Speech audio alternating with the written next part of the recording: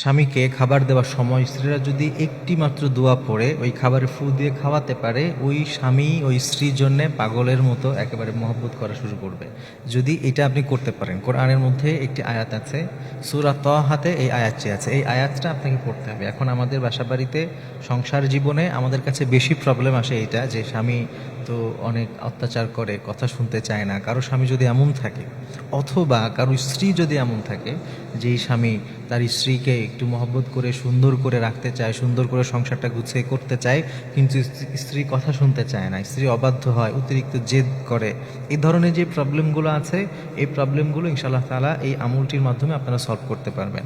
আবার অনেক সময় দেখা যায় যে ভাইয়ের মধ্যে মহব্বত নাই, তো ভাইয়ের সাথে সামান্য বিষয় নিয়ে দেখবেন যে সম্পত্তি নিয়ে সামান্য কিছু নিয়েই তাদের মধ্যে দ্বন্দ্ব লেগে যায়। অথচ হাদিসের মধ্যে আত্মীয়তার সম্পর্ক বজায় রাখা, ভাই ভাইয়ের সম্পর্ক বজায় রাখা, এগুলোর অনেক গুরুত্ব আসছে।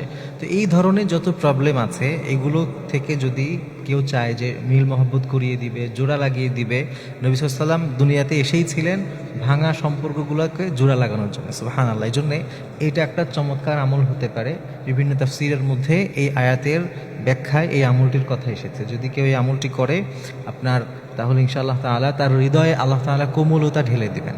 যার জন্যে আপনি এই আমলটি করবেন, তার হৃদয়ে আল্লাহ তাআলা কোমলতা দিবেন, সহনশীলতা দিবেন, তার হৃদয়টা নরম হবে।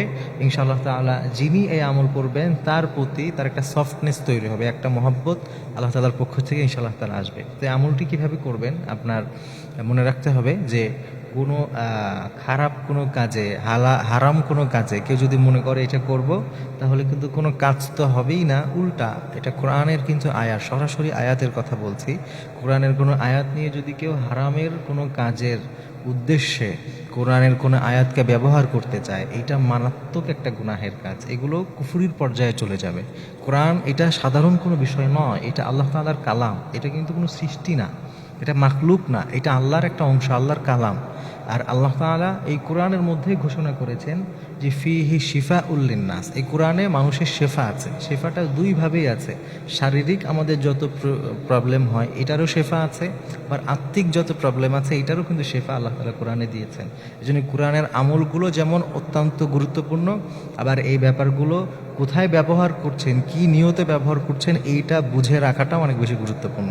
এই ব্যাপারটা খেয়াল রাখবেন। তো আমল যেভাবে করবেন, আপনি সূরা তাহার ৩৯ নম্বর একটি আয়াত আছে, ওয়া আলকাইতু আলাইকা মাহাব্বাতাম মিন্নি ওয়া লিতুসনা আলা আইনি, এই আয়াতটা হযরত মূসা আলাইহিস সালামকে যখন ওই যে আপনার তার মা একটা সমুদ্রের মধ্যে, একটা সিন্ধুকের মধ্যে ফেলে যখন আল্লাহর নির্দেশে সাগরে ভাসিয়ে দিয়েছিলেন, ওই প্রেক্ষাপটে এই আয়াতটা এসেছে। এখানে আল্লাহ তাআলা বলছেন ও আলকাইতু আলাইকা মাহাব্বাতাম মিন্নি ওয়া লিতুসনা আলা আইনি, এই যে আয়াতটা আছে, আপনি যাকে আপনি চাচ্ছেন যে তার হৃদয়ে আপনার প্রতি কোমলতা আসুক, আপনার প্রতি একটা সফটনেস তৈরি হোক, তা সে যে আপনার প্রতি অত্যন্ত বেশি জেদি, তার জেদটা কমে যাক, তাহলে আপনি তাকে কল্পনা করে, তাকে নিয়ত করে সেই যেই খাবারটা খাবে ওই খাবারের মধ্যে এই আয়াত আপনি 7 বার পড়বেন।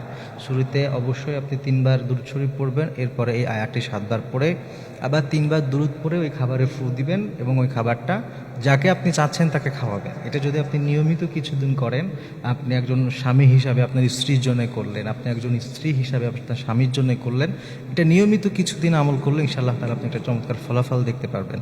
নিজেদের মধ্যে বন্ডিংটা সুন্দর হবে, মিল মহব্বতটা আগের তুলনায় অনেক বাড়বে এবং কোমলতা আসবে। অনেক সময় শয়তান বিভিন্ন ওয়াসওয়াসা দিয়ে কিন্তু মানুষের ভিতরে যে হৃদয় আছে এটাকে শক্ত করে দেয়, পাথরের মতো শক্ত হয়ে যায়। অনেক সময় অপরপক্ষের বা আপনার যে সঙ্গী আছে, আপনার হাজারো দুঃখ দেখলেও, কষ্ট দেখলেও তার হৃদয়ে সামান্যতম কোনো ব্যথা তার অনুভব হয় না, তার হৃদয়ে সামান্যতম রেখাপাত ঘটে না, কারণ তার হৃদয়টা এমনভাবে শক্ত হয়ে গেছে।